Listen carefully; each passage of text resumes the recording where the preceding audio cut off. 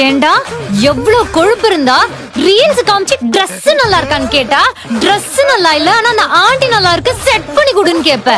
ஃப்ரெண்ட்ஸா இருக்கும்போது எப்பவுமே உங்ககிட்ட அப்படிதாண்டி கேப்பா. அப்போ நமக்கு கல்யாணம் ஆகலடா, இப்ப ஆயிடுச்சுல. பொண்டாட்டி கிட்ட அப்படியாடா கேட்பாங்க?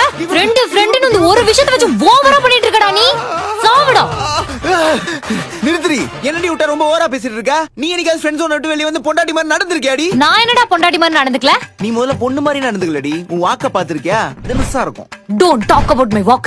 வாக்கு டாக்கு ரைமிங் மட்டும் தான் சரி, கேடு. come to the matter. Matter தாண்டி மேட்டரு.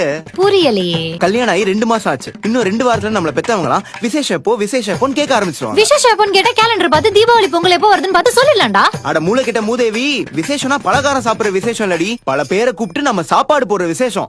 நான்லாம் சமைக்க மாட்டேன். நீ சமைச்சா அது விசேஷம் இல்ல, விபரீதம். ஏய், இன்னும் கொஞ்ச நாள் எல்லாரும் குழந்தை எங்கன்னு கேட்க ஆரம்பிச்சிருவாங்கடி. யாரு குழந்தை? நம்ம குழந்தை. நமக்கு குழந்தை இருக்கா? குழந்தை பெத்துக்கணும்டி. அதுக்கு முதல்ல நம்ம லவ் பண்ணணும்டி. அதான் நமக்கு வர மாட்டேங்குதேடா. எல்லாமே கொஞ்சம் பொறுமையா தான் சுவாதி பண்ண முடியும். நம்ம லவ்வர்ஸ் ஆகுறதுக்கு நான் ஒரு ஐடியா வச்சிருக்கேன். என்னது? டியூடு படம் பார்க்க